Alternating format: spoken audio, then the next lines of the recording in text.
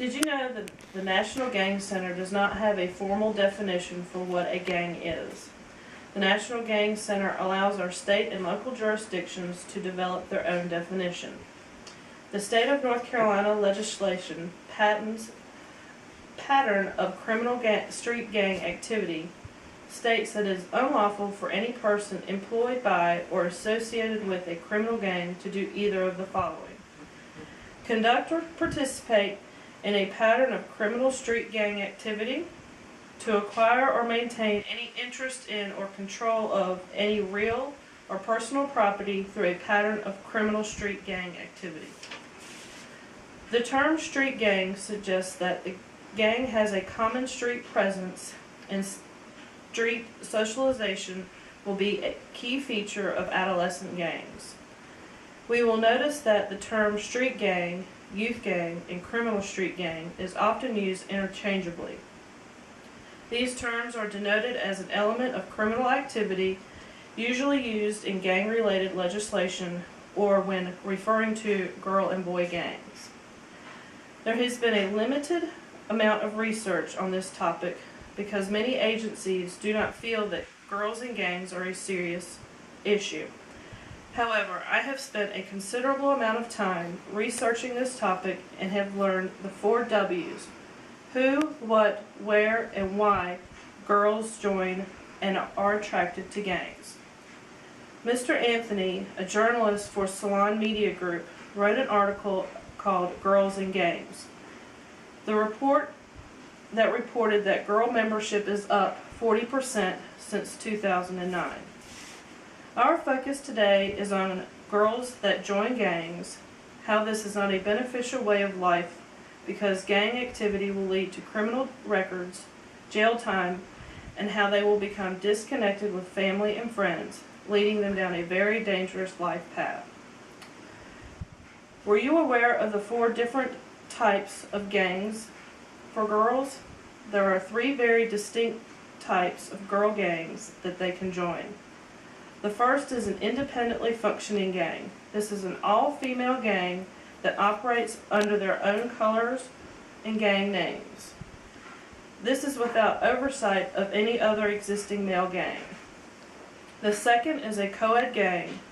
This will possess both female and male members, but most leaderships being held by males.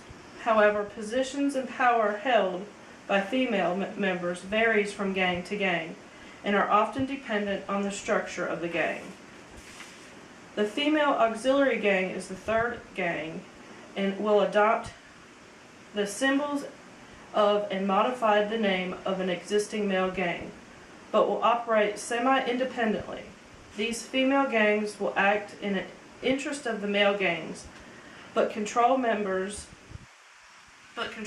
initiation, internal affairs of the group. Female gangs are considerably different than the male gangs. However, the female gang will come into existence after the male gang has been established and will take a feminized version of the male gang name. Gangs and gang activity will lead to criminal records. From the late 1990s to the early 2010, law enforcement agencies reported to the National Gang Center that the national total of girl membership ranged from 6.1 to 7.7%. Depending on the type of offense girls commit will depend on the type of punishment they receive. Criminal records are part of what girls in gangs will receive instead of high school or college diplomas. Law enforcement agencies are reporting that approximately 49% are seeing an increase in non-lethal gang-related criminal crimes. 43% are reporting an increase in gang-related property crimes in 2010 to 2012. And another 40% are seeing an increase in related gang drug offenses. When crimes are regularly recorded, some law enforcement agencies are not recording criminal offenses as gang-related. If they are not a homicide or a graffiti, About 1/3 of the law enforcement agencies do not record gang-related offenses, which are aggravated assault, firearms, drug sales, robbery, burglary, breaking and entering, motor vehicle theft, and larceny. This graph here shows the percentages of what I'm speaking of. Girls in gangs are not always seen as a serious problem because it depends on the level of delinquent and criminal activity and type of offense they commit, since crime recorded are a likely outcome with gang involvement. Girls will have records that will stay with them for the remainder of their life. Along with criminal records, girls will end up with jail time, which is another consequence for girls in gangs. Depending on the offense will depend on the length of time spent in jail. Here's a picture of what I'm referring to. This picture is an example of where girls will end up. These types of offenses will lead to punishment or jail, parole, or fines, such as infractions, misdemeanors, or felonies. No law describes these fines as infractions or violations are petty offenses that are punishable by fines without jail time.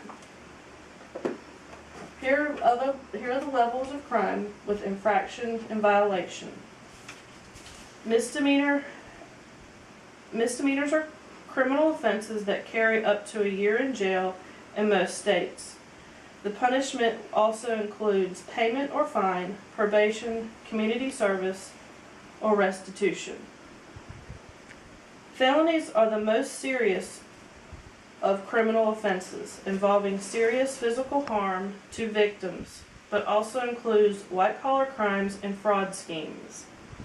Felonies carry potential imprisonment to years in prison to life in prison, without parole or even death. States may subdivide felonies by class or degree. Statistics do show that larger cities and suburban counties, which typically have long-standing gang problems, are more likely to report more adult gang members than juvenile gang members. Finally, the girls will become disconnected with family and friends. The Center for Social Justice states that families, friends, and communities suffer from girls in gangs because they are at a higher risk of victimization, and they will feel pressure to collude with gang activity. Arturo Hernandez states that some areas of disconnect will come from family dysfunction, early drug use, sexual activity, emotional disorders, and exposure to violence. The statistics are high with girls being in gangs, and the numbers will increase if communities and schools do not try to step in and help these girls. With approximately 32,000 teenage girls and 48,000 adult females that are involved in gangs. Here's a graph to get a better visual. There are numerous cities in the United States that have gang activity of some sort. The National Youth Gang Survey has also found that gangs are present in approximately 30% of the jurisdictions across the United States.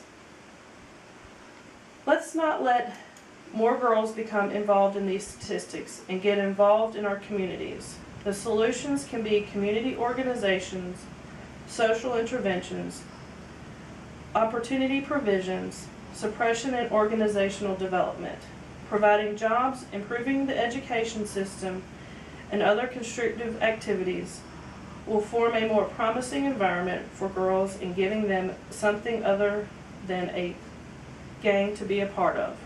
Thank you.